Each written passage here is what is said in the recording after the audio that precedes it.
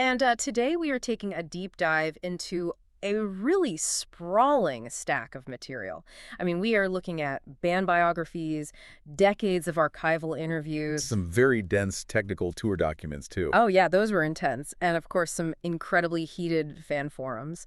We're using all of this to explore the genre-defining roller coaster of the band Van Halen. Right, and the mission for this deep dive is to really look past that standard glossy rock and roll mythology that you always hear about. We want to understand how this backyard party band out of Pasadena completely rewrote the structural rules of hard rock. Exactly. We're going to look at the psychology behind their explosive internal feuds, the actual mechanics of their sound, and how they build a legacy that is just as complicated as it is undeniable. It really is. So to kick things off, I want you to picture a scenario. You walk into a dressing room backstage at some cavernous arena in the early 1980s. Okay, setting the scene. Yeah. The air is thick with hairspray, the opening act is muffled through the concrete walls, and you are staring at the catering spread. Sitting right in the middle of the table is a glass bowl of M&Ms. Sounds pretty standard for a rock show. Right. But if you look closely, you notice a really specific detail. Every single brown M&M has been painstakingly picked out. Oh, the infamous brown M&Ms. Mm. And I mean, if you ask anyone on the street what that means, they will tell you it is the textbook cliche of a diva rock star. Totally. It just looks like an out-of-control ego demanding that everyone bend to their ridiculous whims just to prove they have the power to do it right. Exactly.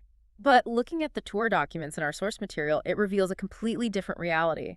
That bowl of candy was not about ego at all. Not even a little bit. It was actually a highly calculated, genius technical failsafe. I love this part. It's so smart.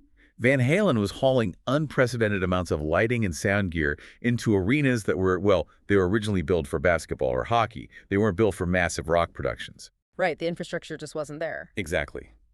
The stage rig was structurally incredibly heavy. So they buried a clause demanding no brown M&Ms deep in the middle of this dense technical contract. So if the band walked into the room and saw brown M&Ms, they knew instantly that the local promoters had not read the contract thoroughly. Right.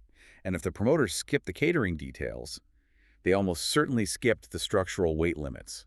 Which is terrifying. It really is. It meant the stage could literally collapse under the weight of the gear. So the M&Ms, they were basically a canary in the coal mine to keep people from being crushed. Which perfectly sets the stage for our entire discussion today. That wild, partying rock star image was often just a smokescreen. Yeah, very effective one. Underneath it was a foundation of intense discipline. And that discipline didn't start in arenas. It actually started in classical piano lessons. Yeah, if we go back to the origins of the Dutch immigrant brothers, Eddie and Alex Van Halen, their musical foundation wasn't the blues or standard rock. No, it was Mozart and Beethoven. Right. They were rigidly trained to understand complex music theory, composition, and timing literally from childhood. But, classical piano wasn't exactly going to satisfy two teenagers living in Southern California. They naturally gravitated toward rock music.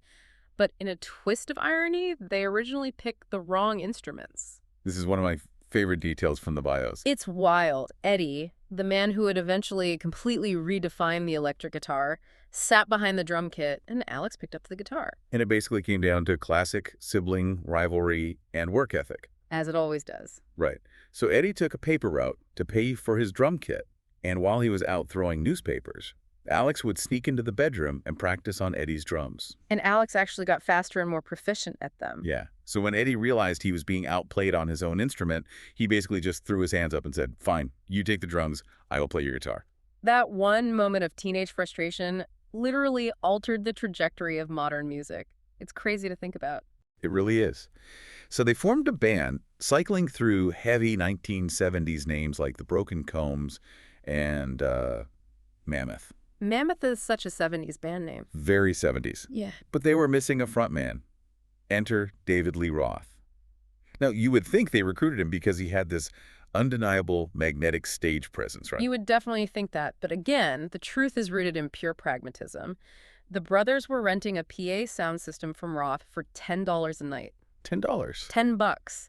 And they sat down and realized that if they just made him the lead singer, they wouldn't have to pay the $10 rental fee anymore. They literally brought him in to save cash. It's hilarious, but I mean, it worked. Yeah. And Michael Anthony eventually joins on bass, securing that classic lineup. Right. And here is where we need to look at the hustle, because there is this persistent myth that bands like this just emerge fully formed from a garage and are immediately handed a record deal. Oh, not at all. They were grinding. They were passing out flyers at high schools and playing these legendary backyard parties in the San Fernando Valley. We are talking about parties that drew hundreds, sometimes thousands of teenagers. Yeah, they would tap into the neighbors' power lines just to run their massive amps. It's so dangerous. I know. The police would regularly arrive with bullhorns to disperse the crowds. But playing those chaotic 3-hour marathon sets, it forced them to become incredibly tight musicians. They had to be. Right, because they had to hold the attention of a very distracted partying crowd without any kind of light show or arena production to hide behind. And despite that local dominance, they faced some pretty brutal rejection early on.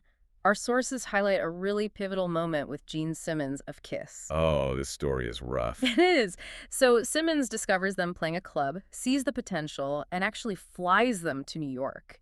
He pays to produce a 29-track demo tape for them. Which is a huge deal. Massive. But when he takes it to Kiss's management, they pass. They flat out stated that Van Halen had absolutely no chance of making it in the industry. Think about the psychological impact of that. Being handed the keys to the kingdom by one of the biggest rock stars in the world, only to have the door slammed in your face by the suits. Yeah. But instead of folding, it forged this really insular, us-against-the-world mentality. It made them so much hungrier. Just look at the story of how they finally secured their deal with Warner Bros. Oh, the car story. Yeah, they had a make-or-break meeting with the label executives. On the way there, their car breaks down. And they don't call to reschedule. They don't even wait for a tow truck. No, the band physically runs miles down the road, sweating and exhausted, just to burst into the meeting on time. Which is exactly the kind of manic energy you hear on their 1978 self-titled debut album. Absolutely. Because they had spent all those years playing grueling backyard parties, they were just a well-oiled machine by the time they hit the studio. And they recorded that debut album for roughly $54,000, which even then is a fraction of a typical major label budget. Barely anything. And they recorded it almost entirely live in the studio in just a couple of weeks. The result of that was a monumental shift in the DNA of rock music. That record went on to achieve diamond status, selling over 10 million copies. Incredible. But we need to talk about the mechanics of why it sounded so different. Let's break down what Eddie famously called the Brown sound. Right, because the Brown sound wasn't just a vibe or a playing style. It was a really specific electrical manipulation. So what was he actually doing? Well, guitarists at the time were constantly blowing up their amplifiers trying to get a warm, distorted tone. Because to get that sound, You had to turn the amp all the way to 10, pushing the internal vacuum tubes to their absolute physical limit. which obviously breaks them. So how did Eddie solve that? He used this device called a variac transformer. And instead of feeding the amplifier the standard 110 volts from the wall outlet, he used the variac to actually starve the amp. He dropped the voltage down. Exactly, down to around 90 volts. This allowed him to crank all the volume dials on the amp to the maximum, pushing the tubes to get that rich, saturated distortion.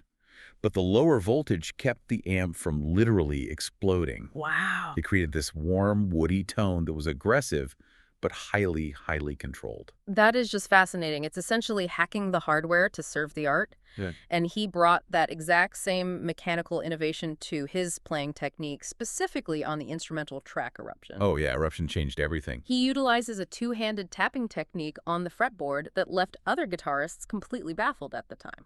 If you want to understand tapping, think back to that classical piano training we talked about. Normally, a guitarist holds a chord with one hand and strums with the other, right? Right. Well, Eddie bypassed the strumming entirely.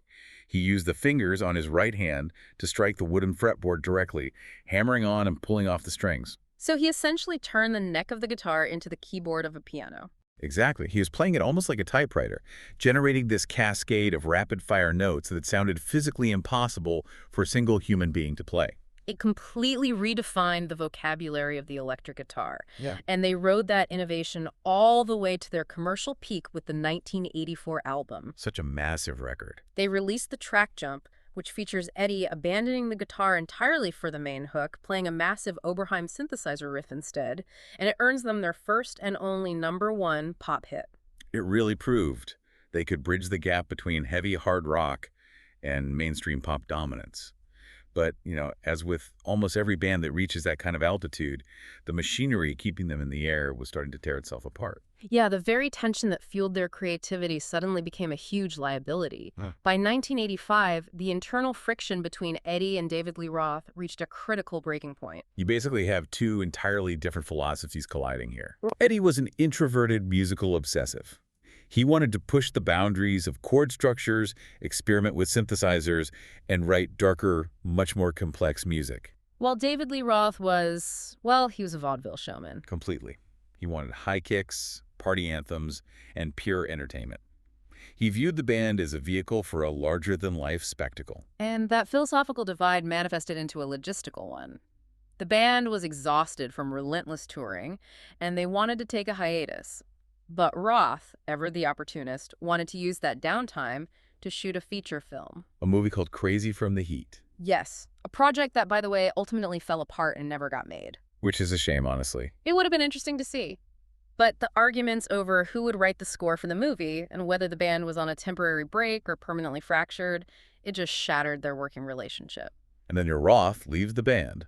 The charismatic face of their entire brand is suddenly just gone. Which ushers in what is easily the most debated chapter in the band's history.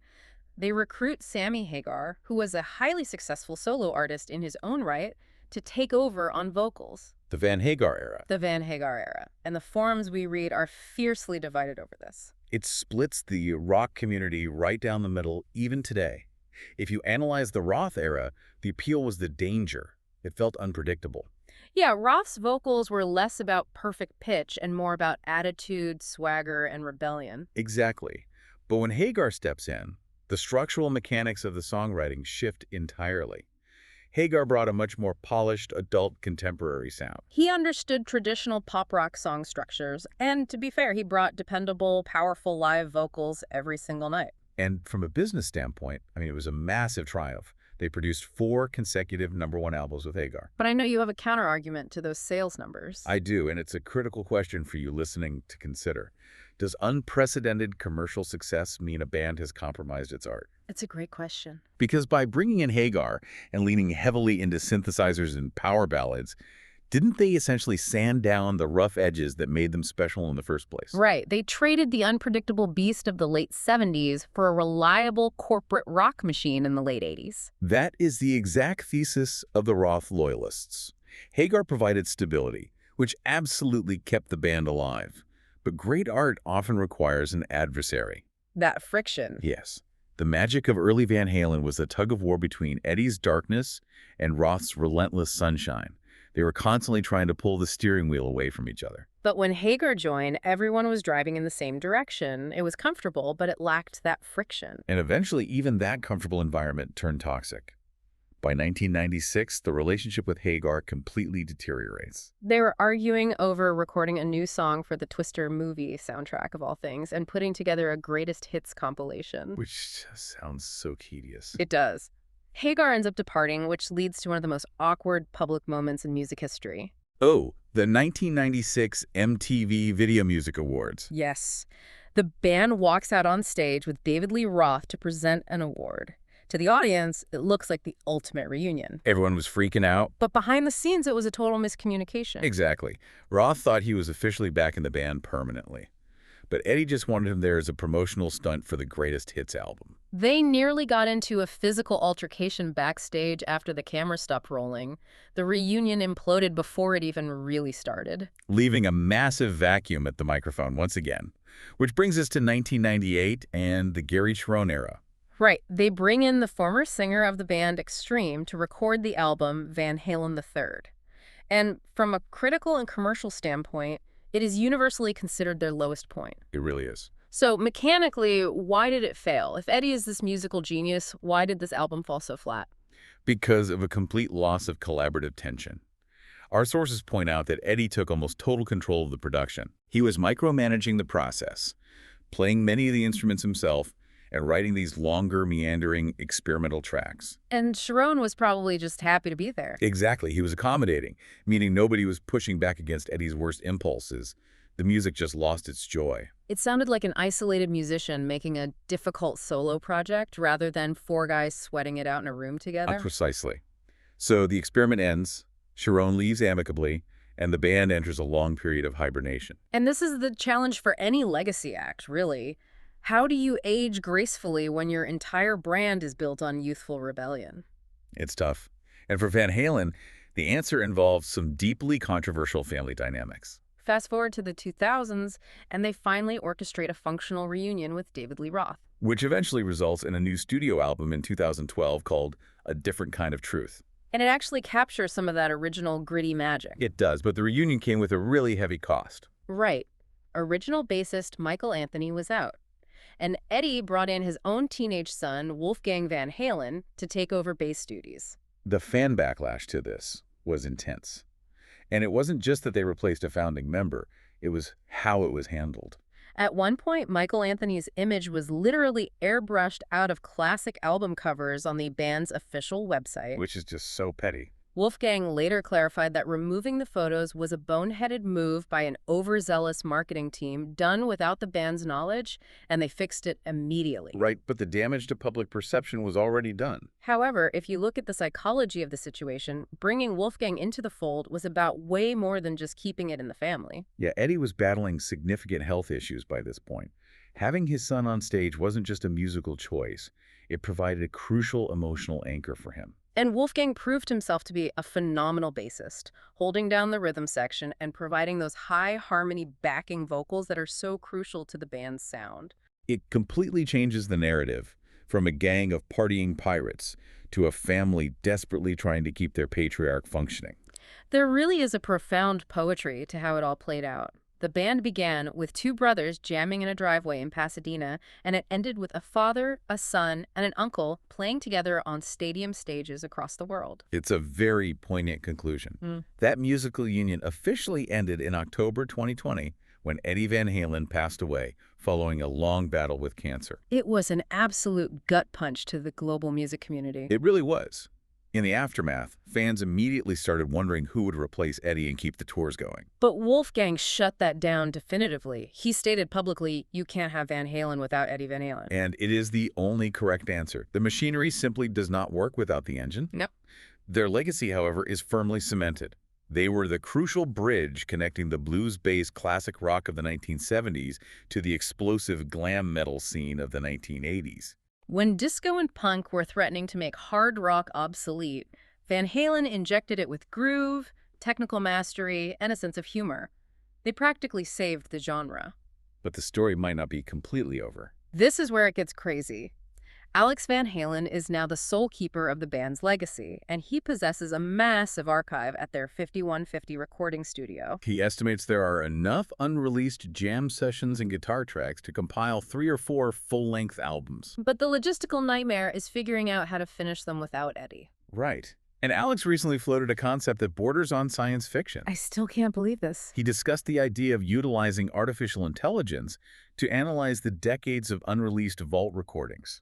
The algorithm would study Eddie's unique phrasing, his tapping, his use of the Variac transformer, and essentially generate new guitar parts in his exact style to complete the unfinished songs. He even mentioned approaching Robert Plant of Led Zeppelin to sing over these AI-assisted tracks. Which brings us full circle to the core theme of this deep dive. We've spent this time establishing that Van Halen wasn't just about party anthems. No, it was a masterclass in how true innovation is born from friction. It required taking massive creative risks, blending rigid classical discipline with an absolute dedication to spontaneous energy. The mistakes, the speeding up of the tempo, the physical attack of the fingers on the wood, the arguments over song structure. That deeply human friction is what made the music resonate. Exactly. And that leaves you with a final, lingering thought to explore on your own. If Alex does move forward and a supercomputer maps out the exact mathematical equations of Eddie's playing, can an artificial intelligence ever truly capture the unpredictable, imperfect human essence of the Brown sound? Or is the real magic of Van Halen something that officially died with Eddie, impossible to ever code into a machine?